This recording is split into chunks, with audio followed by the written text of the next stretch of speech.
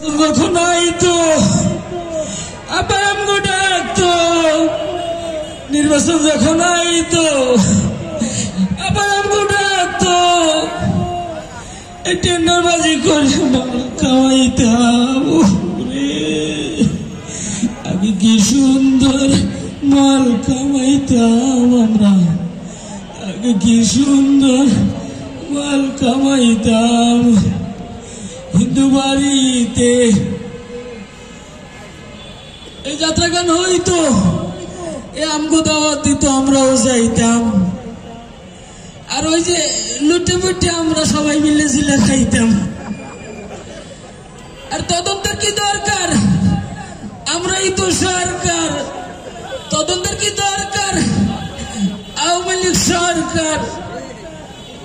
এই জামাত বিএমপির ভাসাইয়া দিতাম,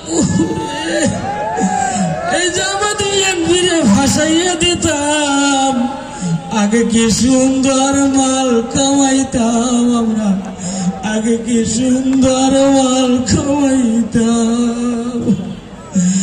করি আজ ভাবো না, সেই দিন কি আর পাবো না।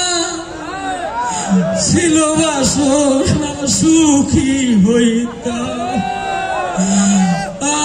করি যে ভাবো না, সেদিন কি আর পাবো না। আশা ছিল যদি মন্ত্রী হইতাম, আজকে পায় নাই, এমন ভাবে চলে গেলে।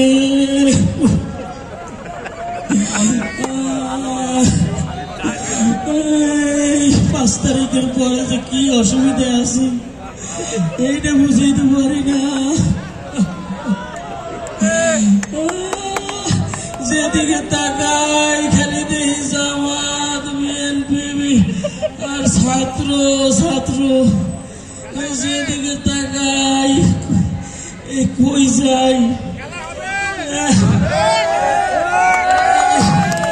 গাবতলিতে 5 তারিখের পর আপাইতে চলেই গেল, আর নিয়ে গেল না।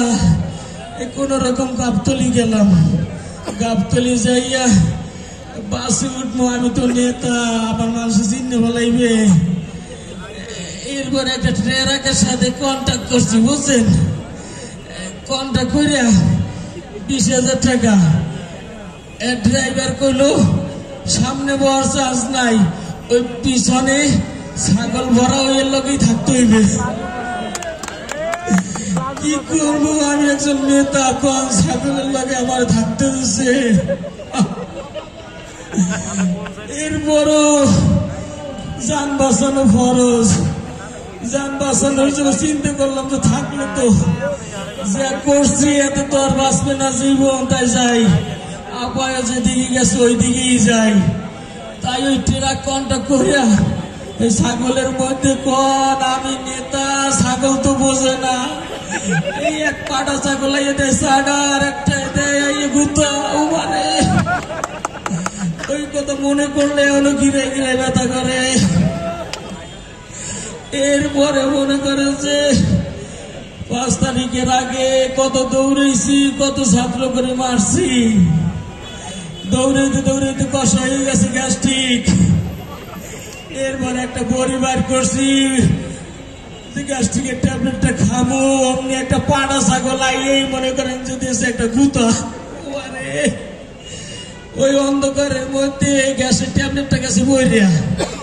এরপর খুঁজছে, মনে করেন যে উঠেছি। অন্ধকারে তো আর দেখা যায় না, উঠেছি মুখে দিছে। এরকম গন্ধ কয়েকা, এটা তো গ্যাসের বড়ি না, এটা কি? এটা তো ছাগলের বড়িটা। পরের পর মনে করেন গেলাম একবারে বর্ডারে, ভাবছি সোজা। এরা তো আমাকে বন্ধু ছিল, মানুষ মনে করছে ওইবার পার হয়ে যাইতে পারুম। পরে যে এই বর্ডারে গেলাম যশোর, এরপরে রাত্র হয়ে গেছে। এক বাড়িতে যাই কইলাম, মাগো আমার একটু থাকতে জায়গা দিবেন? আপনি কি এটা থাকা যাইব না?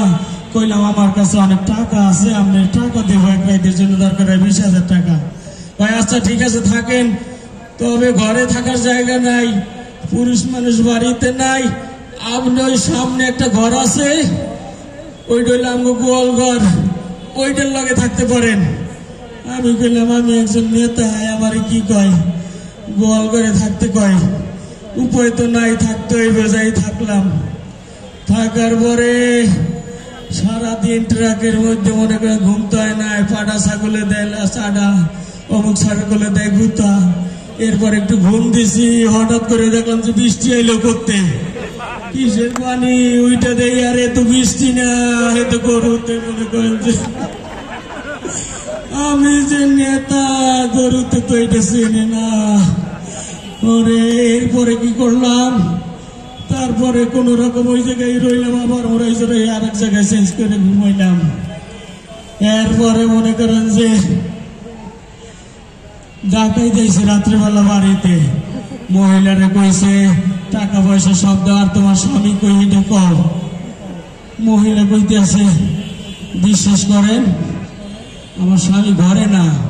হ্যাঁ, আমার লোকে রাগ করে ওই সামনের ঘরটায় যাই ঘুমাইছে। হ্যাঁ, কোন ঘর? দেখাই দিল এই ঘর। আমি তো ঘুমের মধ্যে, ডাকাতাইয়া আমারে মনে করেন যে দুইটা বাড়ি মারলো, বাড়ির গোট সিন্ধুকের চাবি দে।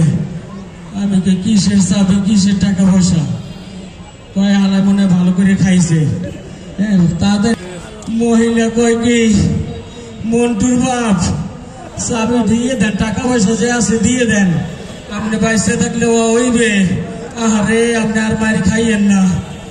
আমি বললাম আমি একজন নেতা, ও মা আপনি আমার লাগে রাজনীতি আর করেন না। এটা কি কন?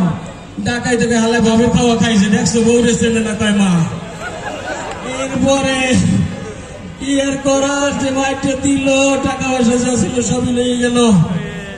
তারপরে ওখান থেকে মনে করে কোন